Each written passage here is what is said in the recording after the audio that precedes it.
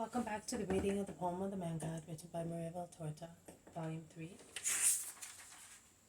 Chapter 345, Part 2. Jesus predicts his passion for the first time. Peter is reproached.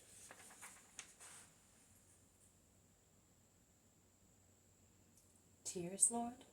Must your mother weep? Asks the Iscariot. Every mother weeps, and mine will weep more than any other. Why? I made mine weep sometimes, because I have not always been a good son. But you never grieve your mother. No, I do not grieve her as a son, her as her son, but I will deeply distress her as Redeemer. There are two who will make my mother weep endless tears. I, to save mankind by its continuous sinning. Every man who has lived, is living or will live, costs Mary tears. Why? Asks James of Zebedee, who is obviously astonished. Because every man costs me suffering to redeem him. But how can you say that with regard to those who are already dead, or not yet born? The living, the scribes, Pharisees, Sadducees may make you suffer through their charges against you, their jealousy, their wickedness, but nothing more than that, states Bartholomew confidently. John the Baptist was also killed, and he is not the only prophet killed by Israel, or the only priest of the eternal will killed because he was disliked by those who disobeyed God. But you are greater than a prophet, and than the Baptist himself, your precursor. You are the word of God. The hand of Israel will not rise against you, says Judas Thaddeus.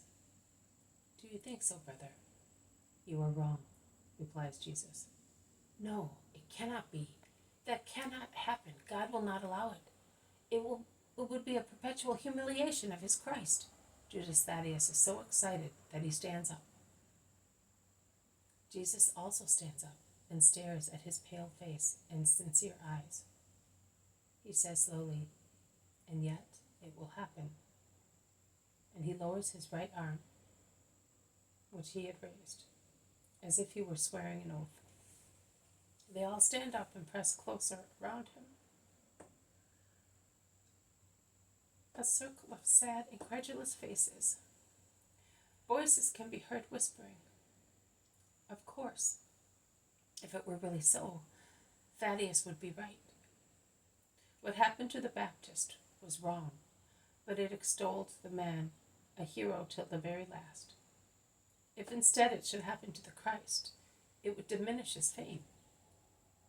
Christ can be persecuted, but not humiliated. The unction of God is upon him.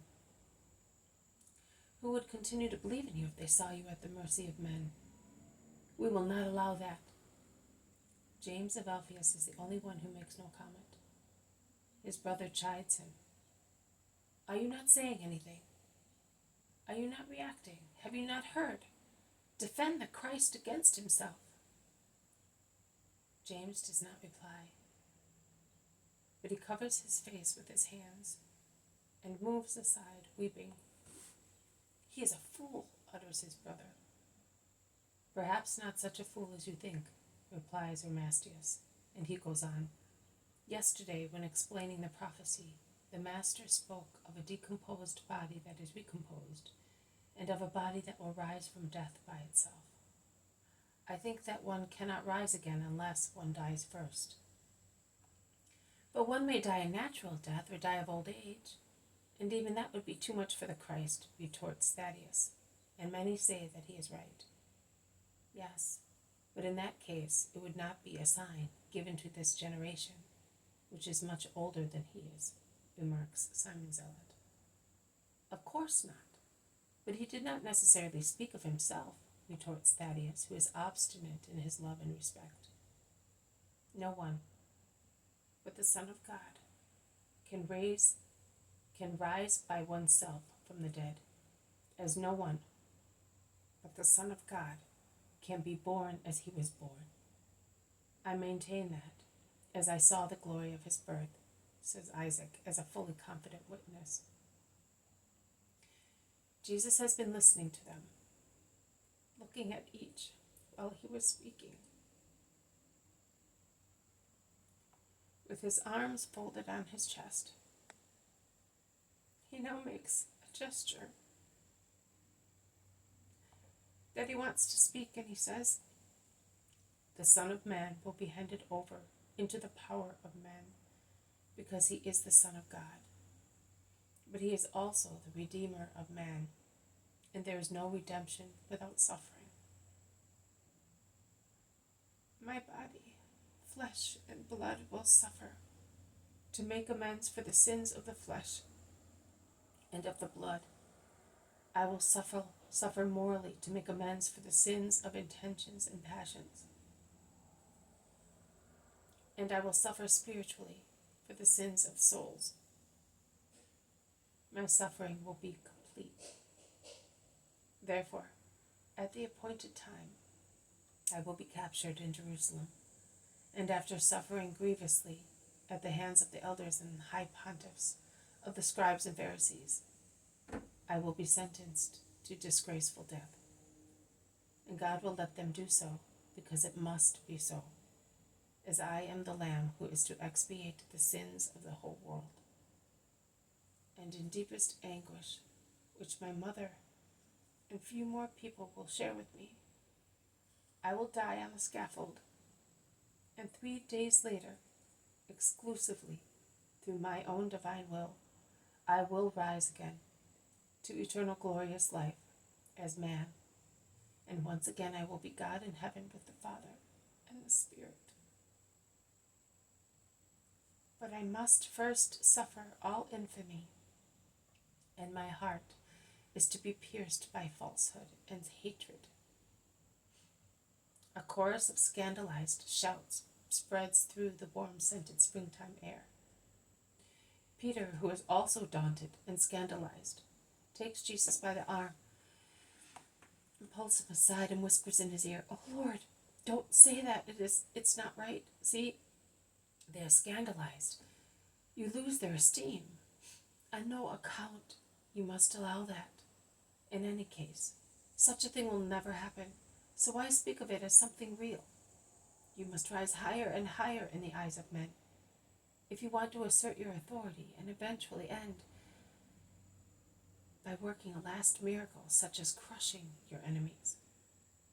But you must never lower yourself to the level of a punished criminal." And Peter looks like a master or a sorrowful father, kindly reproaching a son who has said something silly. Jesus, who is lightly bent to hear Peter's whispering, straightens himself up, with a severe countenance and eyes blazing with anger. He shouts so that everybody may hear him and learn the lesson. "Go away from me, as you are now Satan, advising me to disobey my Father. But that is why I came, not to be honored. By advising me to be proud, disobedient, and uncharitably severe, you are spurring me to evil things. Go away. You are scandalizing me. Do you not understand that greatness does not lie in honors, but in sacrifice, and that it is of no importance to be considered worms by men, if God considers us angels? You foolish man, understand neither God's greatness nor his reasons, and you see, judge, feel, and speak according to what is purely human." Poor Peter is crushed by the severe reproach, and feeling humiliated, he moves aside and weeps. But his tears are not the tears of joy of a few days ago. He weeps his heart out because he realizes that he has sinned and has grieved the person whom he loves. And Jesus lets him weep.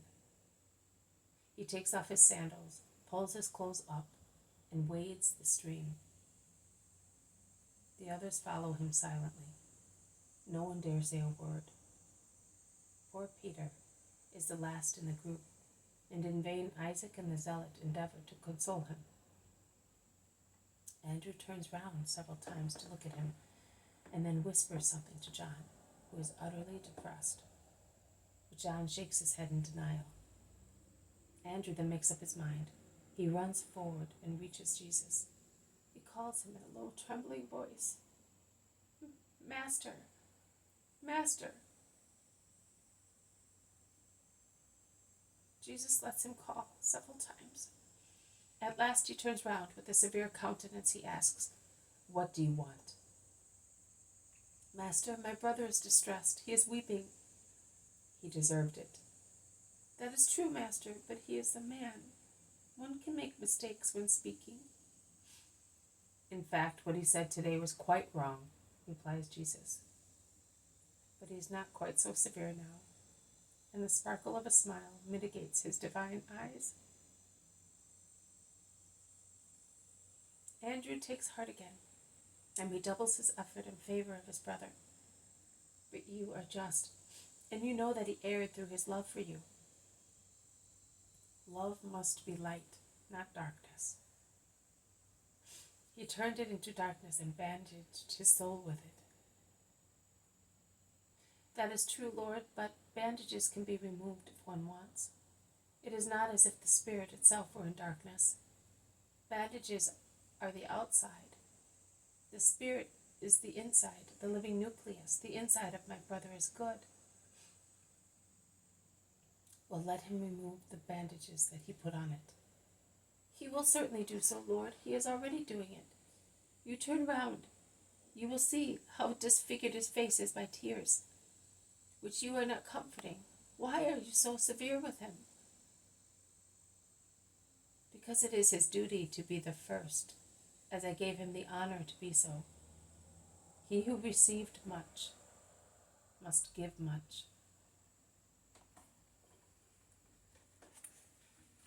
This has been a reading from the poem of the Man God, written by Maria Valtorta, Volume 3. Chapter 345, Part 2. Jesus predicts his passion for the first time. Peter is reproached. Thank you for listening. I will see you tomorrow. May God bless you, and may peace be with you.